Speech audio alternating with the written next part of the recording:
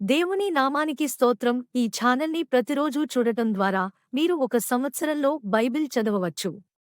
దయచేసి సబ్స్క్రైబ్ చేయండి. నేటి వేద భాగం.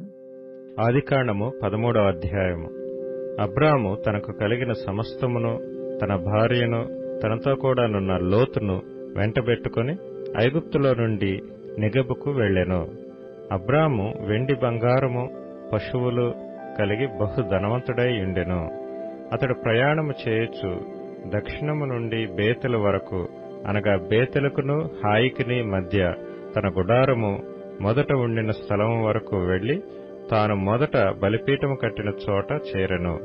అక్కడ అబ్రాము యెహోవా నామమున ప్రార్థన చేసెను.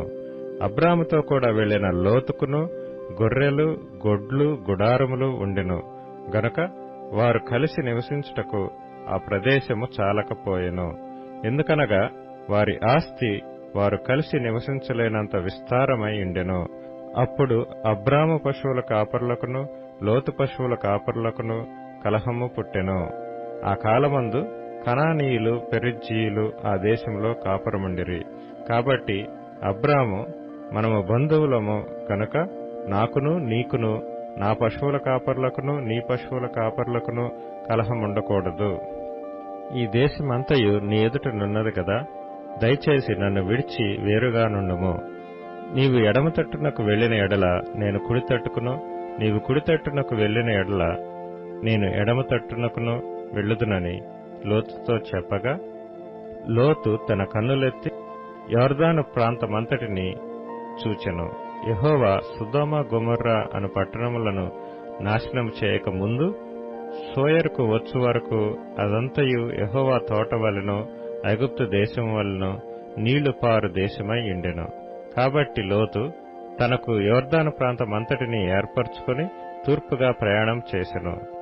అట్లు వారు ఒకరినొకరు వేరైపోయిరి. అబ్రాము కనానులో నివసించెను. లోతు ఆ మైదానమందున్న పట్టణముల ప్రదేశములలో కాపురముండి సొదొమ దగ్గర తన గుడారము వేసుకొనెను. సొదొమ మనుష్యులు దుష్టులను, యెహోవా దృష్టికి బహు పాపులునై ఇండిరి. లోతు అబ్రామును విడిచిపోయిన తరువాత యెహోవా, ఇదిగో నీ కన్నులెత్తి నీవు ఉన్న చోట నుండి ఉత్తరపు తట్టు, దక్షిణపు తట్టు, తూర్పు తట్టు, పడమర తట్టును చూడుము. ఎందుకనగా నీవు చూచుచున్న ఈ దేశమంతటిని నీకును నీ సంతానమునకును సదాకాలము ఇచ్చెదను. మరియు నీ సంతానమును భూమి మీద నుండు రేణువుల వలె విస్తరింపచేసెదను. ఎట్లనగా ఒకడు భూమి మీద నుండు రేణువులను లెక్కింపగలిగిన ఎడల నీ సంతానమును కూడా లెక్కింపవచ్చును. నీవు లేచి ఈ దేశము యొక్క పొడుగున వెడల్పున దానిలో సంచరించుము, అది నీకిచ్చెదనని అబ్రాముతో చెప్పెను. అప్పుడు అబ్రాము తన గుడారము తీసి హెబ్రోనులోని మమ్రే దగ్గరనున్న సింధూర వృక్ష వనములో దిగి అక్కడ యెహోవాకు బలిపీఠము కట్టెను. ఆదికాండము 14వ అధ్యాయము.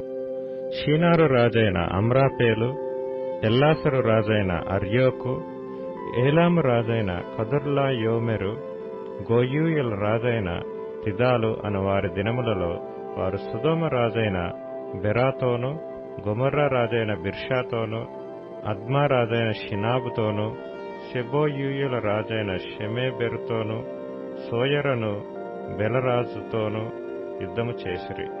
వీరందరూ ఉప్పు సముద్రమైన సిద్దీము లోయలో ఏకముగా కూడి 12 సంవత్సరములు కదొర్లాయోమెరుకు లోబడి 13వ సంవత్సరమున తిరుగుబాటు చేసిరి. 14వ సంవత్సరమున కదొర్లాయోమెరును అతనితో కూడానున్న రాజులను వచ్చి అస్తారోత్ కర్నాయిములో రెఫాయీయులను, హాములో జూజీయులను, షావే కిర్యతాయిము మైదానములో ఏమీలను కొట్టిరి. మరియు హోరీయులను అరణ్యము దగ్గరనున్న ఎల్పరాను వరకు తరిమి శేయీరు పర్వత ప్రదేశములో వారిని కొట్టిన తరువాత తిరిగి కాదేషును ఏన్మిష్పతుకు వచ్చి అమాలేకీయుల దేశమంతటికి హససోన్ తామారులో కాపురమున్న అమోరీయులను కూడా కొట్టిరి. అప్పుడు సొదొమ రాజును, గొమొర్రా రాజును, అద్మా రాజును, సెబోయిము రాజును, సోయరను బెలరాజును బయలుదేరి సిద్దీము లోయలో వారితో అనగా ఏలాము రాజైన కదొర్లాయోమెరు, గోయీయుల రాజైన తిదాలు, షీనారు రాజైన అమ్రాపేలు, ఎలాసరు రాజైన అర్యోకు అను నలుగురితో ఆ 5 రాజులు యుద్ధము చేసిరి. ఆ సిద్దీము లోయలో విస్తారమైన మట్టి కీలు గుంటలు ఉండెను. సొదొమ గొమొర్రాల రాజులు పారిపోయి వాటిలో పడిరి. శేషించిన వారు కొండకు పారిపోయిరి. అప్పుడు వారు సొదొమ గొమొర్రాల ఆస్తి యావత్తును, వారి భోజన పదార్థములన్నీయు పట్టుకొని పోయిరి. అప్పుడు అబ్రాము సహోదరుని కుమారుడైన లోతు సొదొమలో కాపురముండెను గనుక అతనిని అతని ఆస్తిని పట్టుకొని పోగా, తప్పించుకొని ఒకడు వచ్చి హెబ్రీయుడైన అబ్రామునకు ఆ సంగతి తెలిపెను. అప్పుడతడు ఎష్కోలు సహోదరుడును ఆనేరు సహోదరుడునైన మమ్రే అను అమోరీయుని ఏలోను వనములో కాపురముండెను. వీరు అబ్రాముతో నిబంధన చేసుకొనినవారు. అబ్రాము తన తమ్ముడు చెరపట్టబడినని విని తన ఇంట పుట్టిన అలవర్చబడిన 310 మండుగురిని వెంటబెట్టుకుని దాను మట్టుకు ఆ రాజులను తరిమెను. రాత్రివేళ అతడును అతని దాసులను వారికెదురుగా మొనలు తీర్చి వారిని కొట్టి దమస్కునకు ఎడమ తట్టున్న హోబా మట్టుకు తరిమి, ఆస్తి యావత్తు తిరిగి తెచ్చి తన తమ్ముడైన లోతును అతని ఆస్తిని, స్త్రీలను, ప్రజలను తిరిగి తీసుకొని వచ్చెను. అతడు కదొర్లాయోమెరును అతనితో కూడానున్న రాజులను ఓడించి తిరిగి వచ్చినప్పుడు సొదొమ రాజు అతనిని ఎదుర్కొనుటకు రాజు లోయ అను షావే లోయ మట్టుకు బయలుదేరి వచ్చెను. మరియు షాలేము రాజైన మెల్కీసెదకు రొట్టెను ద్రాక్షారసమును తీసుకొని వచ్చెను. అతడు సర్వోన్నతుడగు దేవునికి యాజకుడు. అప్పుడతడు అబ్రామును ఆశీర్వదించి, ఆకాశమునకును భూమికిని సృష్టికర్తయును సర్వోన్నతుడునైన దేవుని వలన అబ్రాము ఆశీర్వదించబడునుగాకనియు, నీ శత్రువులను నీ చేతికి అప్పగించిన సర్వోన్నతుడగు దేవుడు స్తుతింపబడునుగాక అనియు చెప్పెను. అప్పుడతడు అన్నిటిలో అతనికి 10వ వంతు ఇచ్చెను. సొదొమరాజు మనుష్యులను నాకిచ్చి ఆస్తిని నీవే తీసుకొనుమని అబ్రాముతో చెప్పగా, అబ్రాము, నేనే అబ్రామును ధనవంతునిగా చేస్తునని నీవు చెప్పకుండానట్లు ఒక నూలుపోగైనను చెప్పులవారైనను నీ వాటిలో ఏదైనను తీసుకొననని ఆకాశమునకును భూమికిని సృష్టికర్తయును సర్వోన్నతుడును దేవుడునైన యెహోవా ఎదుట నా చేయి ఎత్తి ప్రమాణం చేసియున్నాను. అయితే ఈ పడుచువారు భుజించినది తప్ప నాతో కూడా వచ్చిన ఆనేరు, ఎష్కోలు, మమ్రే అను వారికి ఏ భాగములు రావాలనో ఆయా భాగములు మాత్రము వారిని తీసుకొననిమ్మని సొదొమరాజుతో చెప్పెను. మత్తయి సువార్త 13వ అధ్యాయం. ఆ దినమందు యేసు ఇంటి నుండి వెళ్లి సముద్ర తీరమున కూర్చుండెను. బహుజన సమూహములు తన యొద్దకు కూడి వచ్చినందున ఆయన దోణి ఎక్కి కూర్చుండెను. ఆ జనులందరూ దరిని నిలిచియుండగా ఆయన వారిని చూచి చాలా సంగతులను ఉపమానరీతిగా చెప్పెను. ఎట్లనగా, ఇదిగో, విత్తువాడు విత్తుటకు బయలు వెళ్ళెను. వాడు విత్తుచుండగా కొన్ని విత్తనములు త్రోవ ప్రక్కన పడెను. పక్షులు వచ్చి వాటిని మ్రింగివేసెను. కొన్ని చాలా మన్ను లేని రాతి నేలన పడెను. అక్కడ మన్ను లోతుగా ఉండనందున అవి వెంటనే మొలిచెను గాని, సూర్యుడు ఉదయించినప్పుడు అవి మాడి వేరు లేనందున ఎండిపోయెను. కొన్ని ముండ్ల పొదలలో పడెను. ముండ్ల పొదలు ఎదిగి వాటిని అణిచివేసెను. కొన్ని మంచి నేలను పడి, ఒకటి 100 ఒకటి 60 ఒకటి 30 ఫలించెను. చెవులు గలవాడు వినుగాక అని చెప్పెను. తర్వాత శిష్యులు వచ్చి, నీవు ఉపమానరీతిగా ఎందుకు వారితో మాటలాడుచున్నావని ఆయనను అడుగగా, ఆయన వారితో ఇట్లనెను, పరలోక రాజ్య మర్మములు ఎరుగుట మీకు అనుగ్రహింపబడియున్నది గాని వారికి అనుగ్రహింపబడలేదు. కలిగిన వానికే ఇయ్యబడును, వానికి సమృద్ధి కలుగును. లేని వానికి కలిగినదియు వాని యొద్ద నుండి తీసివేయబడును. మరియు వారు చూచుచుండియు చూడరు, వినుచుండియు వినకయు గ్రహింపకయునున్నారు. ఇందు నిమిత్తము నేను ఉపమాన రీతిగా వారికి బోధించుచున్నాను.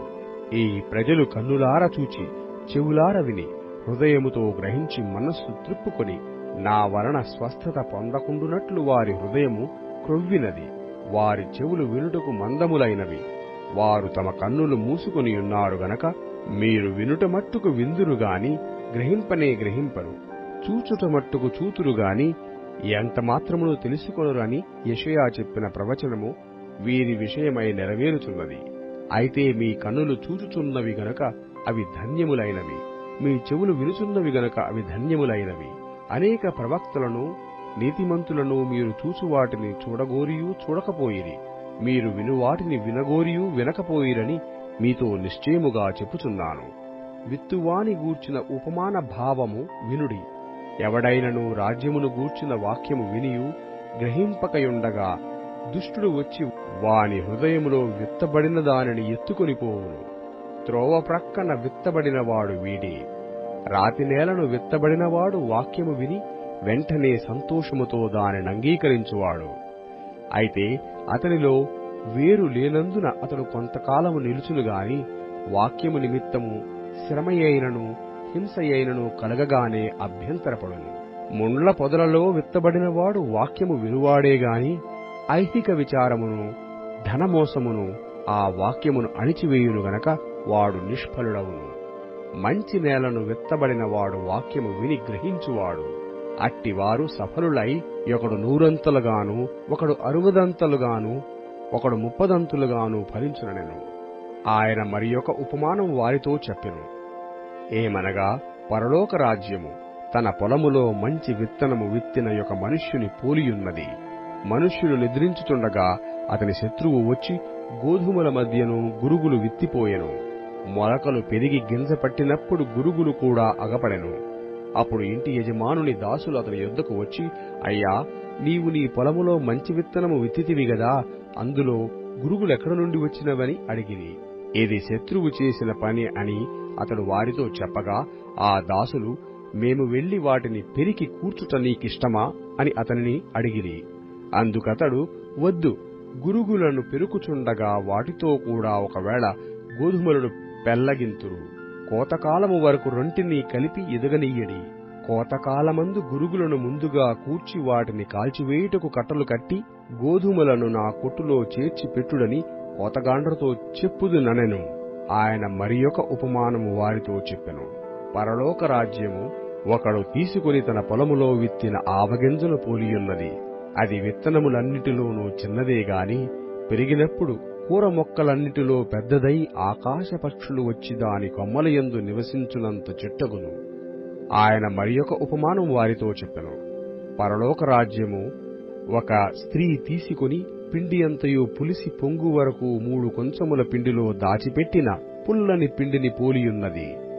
నేను నా నోరు తెరిచి ఉపమాన రీతిగా బోధించెదను. లోకము పుట్టినది మొదలుకొని మరుగు చేయబడిన సంగతులను తెలియజెప్పెదను అని ప్రవక్త చెప్పిన మాట నెరవేరునట్లు యేసు ఈ సంగతులన్నిటినీ జనసమూహములకు ఉపమాన రీతిగా బోధించెను. ఉపమానము లేక వారికేమీ బోధింపలేదు. అప్పుడాయన జనసమూహములను పంపివేసి ఇంటిలోనికి వెళ్ళగా ఆయన శిష్యులాయన యొద్దకు వచ్చి, పొలములోని గురుగులను గూర్చిన ఉపమాన భావము మాకు తెలియజెప్పమనిది. అందుకాయన ఇట్లనెను. మంచి విత్తనము విత్తువాడు మనుష్య కుమారుడు. పొలము లోకము.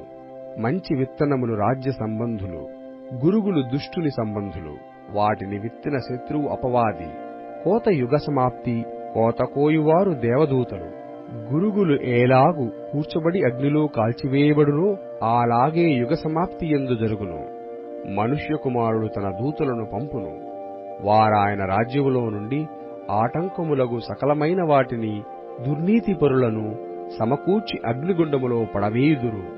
అక్కడ ఏడుపును పండ్లు కొరుకుటయును ఉండును. అప్పుడు నీతిమంతులు తమ తండ్రి రాజ్యములో సూర్యుని వలె తేజరిల్లుదురు. చెవులు గలవాడు వినుగాక. పరలోక రాజ్యము పొలములో దాచబడిన ధనమును పోలియున్నది. ఒక మనుష్యుడు దాని కనుగొని దాచిపెట్టి అది దొరికిన సంతోషముతో వెళ్లి తనకు కలిగినదంతయు అమ్మి ఆ పొలమును కొనును. మరియు పరలోక రాజ్యము మంచి ముత్యములను కొన వెదుకుచున్న వర్తకుని పోలియున్నది. అతడు అమూల్యమైన ఒక ముత్యమును కనుగొని పోయి తనకు కలిగినదంతయు అమ్మి దాని కొనును. మరియు పరలోక రాజ్యము సముద్రములో వేయబడి నానావిధములైన చేపలను పట్టిన వలను పోలియున్నది. అది నిండినప్పుడు దానిని దరికి లాగి కూర్చుండి మంచి వాటిని గంపలలో చేర్చి చెడ్డవాటిని బయట పారవేయుదురు. అలాగే యుగ సమాప్తియందు జరుగును. దేవదూతలు వచ్చి నీతిమంతులలో నుండి దుష్టులను వేరుపరిచి వీరిని అగ్నిగుండములో పడవేయుదురు. అక్కడ ఏడ్పును పండ్లు కొరుకుటయును ఉండును. వీటినన్నిటినీ మీరు గ్రహించితిరా అని వారిని అడుగగా వారు గ్రహించితిమనిరి. ఆయన అందువలన పరలోక రాజ్యములో శిష్యుడుగా చేరిన ప్రతి శాస్త్రియు తన ధన నిధిలో నుండి క్రొత్త పదార్థములను పాత పదార్థములను వెలుపలికి తెచ్చు ఇంటి యజమానుని పోలియున్నాడని వారితో చెప్పెను. యేసు ఈ ఉపమానములు చెప్పి చాలించిన తరువాత ఆయన అక్కడ నుండి వెళ్లి స్వదేశమునకు వచ్చి సమాజ మందిరములలో వారికి బోధించుచుండెను. అందువలన వారాశ్చర్యపడి ఈ జ్ఞానమును ఈ అద్భుతములను ఇతనికెక్కడ నుండి వచ్చినవి? ఇతడు వడ్లవాని కుమారుడు కాడా? ఇతని తల్లి పేరు మరియా కాదా? యాకోబు, యోసేఫు, సీమోను, యూదాయను వారు ఇతని సహోదరులు కారా? ఇతని అక్క చెల్లెండ్రందరూ మనతోనేయున్నారు కారా? ఇతనికి ఈ కార్యములన్నీయు ఎక్కడ నుండి వచ్చినని చెప్పుకొని ఆయన విషయమై అభ్యంతరపడిరి.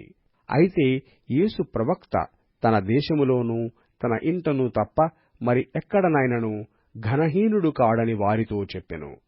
వారి అవిశ్వాసమును బట్టి ఆయన అక్కడ అనేకమైన అద్భుతములు చేయలేదు. మత్తయి సువార్త 14వ అధ్యాయము.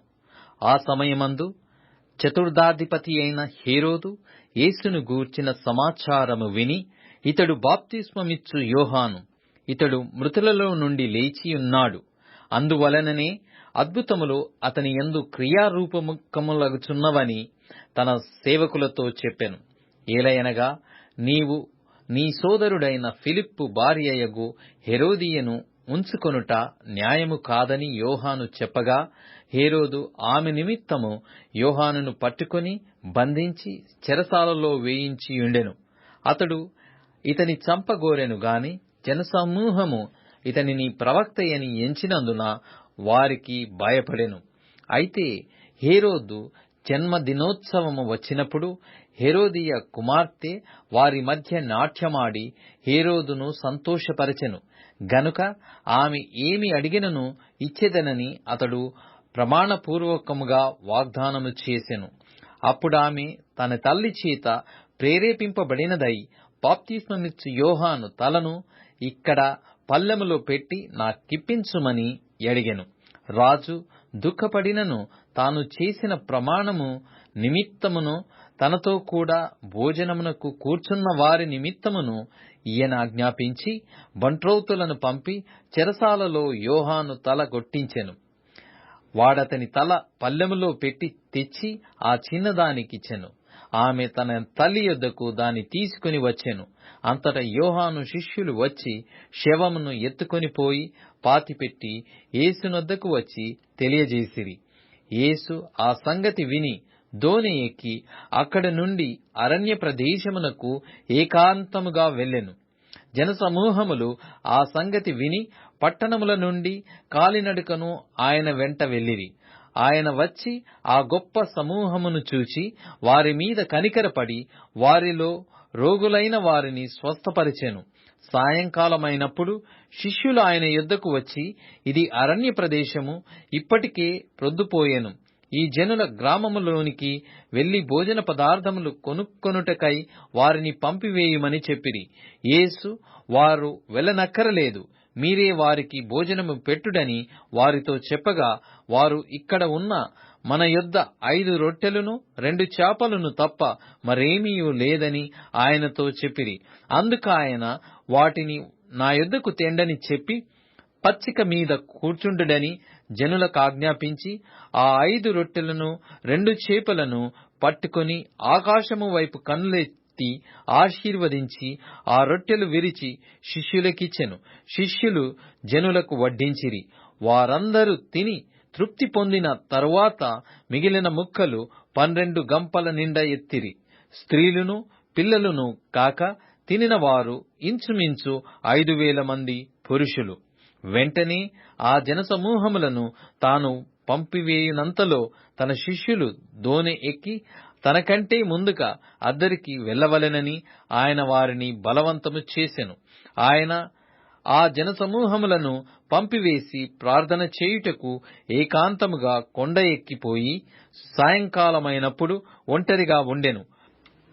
అప్పటికా దోణి దరికి దూరముగా నుండగా గాలి ఎదురైనందున అలల వలన కొట్టబడుచుండెను. రాత్రి 4వ జామున ఆయన సముద్రము మీద నడుచుచు వారి యొద్దకు వచ్చెను. ఆయన సముద్రము మీద నడుచుట శిష్యులు చూచి తొందరపడి భూతమని చెప్పుకొని భయము చేత కేకలు వేసిరి. వెంటనే యేసు, ధైర్యము తెచ్చుకొనుడి, నేనే, భయపడకుడని వారితో చెప్పగా, పేతురు, ప్రభువా, నీవే అయితే నీళ్ల మీద నడిచి నీ యొద్దకు వచ్చుటకు నాకు సెలవిమ్మని ఆయనతో అనెను. ఆయన రమ్మనగానే పేతురు దోణి దిగి యేసునొద్దకు వెళ్ళుటకు నీళ్ల మీద నడిచెను గాని గాలిని చూసి భయపడి మునిగిపోసాగి, ప్రభువా, నన్ను రక్షించుమని కేకలు వేసెను. వెంటనే యేసు చెయ్యి చాపి అతని పట్టుకొని, అల్పవిశ్వాసీ, ఎందుకు సందేహపడితివని అతనితో చెప్పెను. వారు దోణి ఎక్కినప్పుడు గాలి అణిగెను. అంతటా దోణిలోనున్నవారు వచ్చి, నీవు నిజముగా దేవుని కుమారుడవని చెప్పి ఆయనకు మ్రొక్కిరి. వారద్దరికి వెళ్లి గన్నేసరెతు దేశమునకు వచ్చిరి. అక్కడ జనులు ఆయనను గుర్తుపట్టి చుట్టుపట్లనున్న ఆ ప్రదేశమంతటికి వర్తమానము పంపి రోగులనందరినీ ఆయన యొద్దకు తెప్పించి, వీరిని నీ వస్త్రపు చెంగు మాత్రము తట్టనిమ్మని ఆయనను వేడుకొనిరి. ముట్టిన వారందరూ స్వస్థత నొందిరి. కీర్తనల గ్రంథములో నుండి 7వ కీర్తన. యెహోవా నా దేవా, నేను నీ శరణు జొచ్చియున్నాను. నన్ను తరుము వారి చేతిలో నుండి నన్ను తప్పించుము. నన్ను తప్పించువాడెవడునూ లేకపోగా వారు సింహము వలె ముక్కలుగా చీల్చివేయకుండా నన్ను తప్పించుము. యెహోవా నా దేవా, నేను ఈ కార్యము చేసిన ఎడల, నా చేత పాపము జరిగిన ఎడల, నాతో సమాధానముగా నుండిన వానికి నేను కీడు చేసిన ఎడల, నా శత్రువు నన్ను తరిమి పట్టుకొననిమ్ము. నా ప్రాణమును నేలకు అణగద్రొక్కనిమ్ము. నా అతిశయాస్పదమును మంటిపాలు చేయనిమ్ము. నిర్నిమిత్తముగా నన్ను బాధించిన వారిని నేను సంరక్షించితిని గదా. యెహోవా, కోపము తెచ్చుకొని లెమ్ము. నా విరోధుల ఆగ్రహము ననుచుటకై లెమ్ము. నన్ను ఆదుకొనుటకై మేల్కొనుము. న్యాయవిధిని నీవు నియమించియున్నావు గదా. జనములు సమాజముగా కూడి నిన్ను చుట్టుకొనున్నప్పుడు వారికి పైగా పరమందు ఆసీనుడవు కమ్ము. యెహోవా జనములకు తీర్పు తీర్చువాడు. యెహోవా, నా నీతిని బట్టియు నా యథార్థతను బట్టియు నా విషయములో నాకు న్యాయము తీర్చుము. హృదయములను అంతరింద్రియములను పరిశీలించు నీతిగల దేవా, దుష్టుల చెడుతనము మాన్పుము. నీతిగల వారిని స్థిరపరచుము. యథార్థ హృదయులను రక్షించు దేవుడే నా కేడెమును మోయువాడై యున్నాడు. న్యాయమును బట్టి ఆయన తీర్పు తీర్చును. ఆయన ప్రతిదినము కోపపడు దేవుడు. ఒకడును మల్లని ఎడల ఆయన తన ఖడ్గమును పదును పెట్టును. తన విల్లు ఎక్కుపెట్టి దానిని సిద్ధపరిచియున్నాడు. వాని కొరకు మరణ సాధములను సిద్ధపరిచియున్నాడు. తన అంబులను అగ్ని బాణములుగా చేసియున్నాడు. పాపమును కనుటకు వాడు ప్రసవ వేదన పడుచున్నాడు. చేటును గర్భమును ధరించిన వాడై అబద్ధమును కనియున్నాడు. వాడు గుంట త్రవ్వి దానిని లోతు చేసియున్నాడు. తాను త్రవ్విన గుంటలో తానే పడిపోయెను. వాడు తలంచిన చేటు వాని నెత్తిమీదికే వచ్చును. వాడు యోచించిన బలాత్కారము వాని నడినెత్తి మీదనే పడును. యెహోవా న్యాయము విధించువాడని నేను ఆయనకు కృతజ్ఞతాస్తుతులు చెల్లించెదను.